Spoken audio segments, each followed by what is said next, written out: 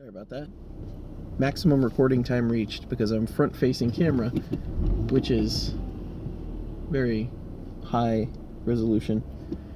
And the phone, I don't know if the phone overheats or it just runs out of caching ability. So I'll see if I can stitch these together.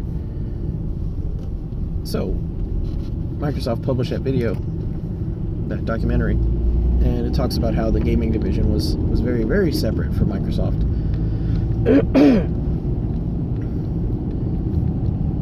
And how they just weren't. They were completely different, essentially.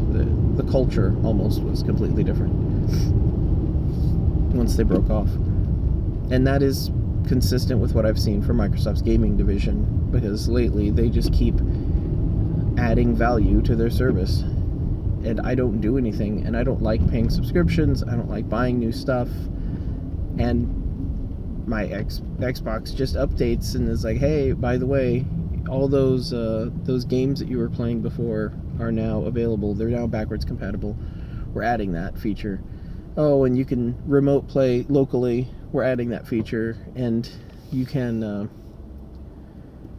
what is it, the dev mode?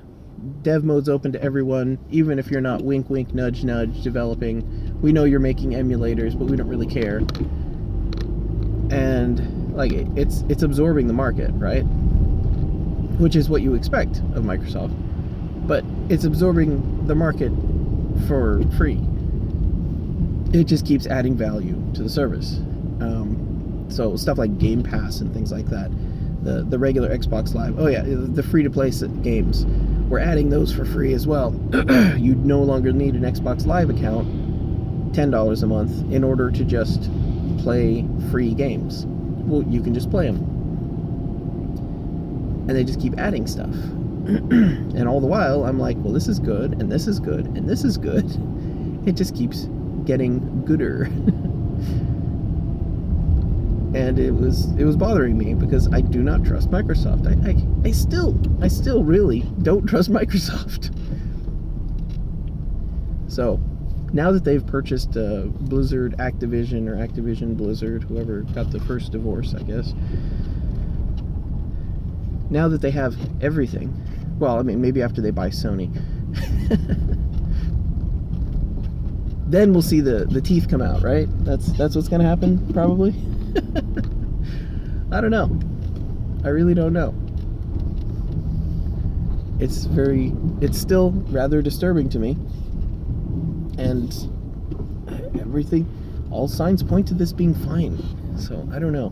Maybe this whole thing is just a gigantic PR campaign for them to get people to trust them. So they get locked in. Then once they get locked in, the subscription services start. But that's a heck of a long game for someone as impatient as Bill Gates. But, oh, maybe he is patient. Time will tell.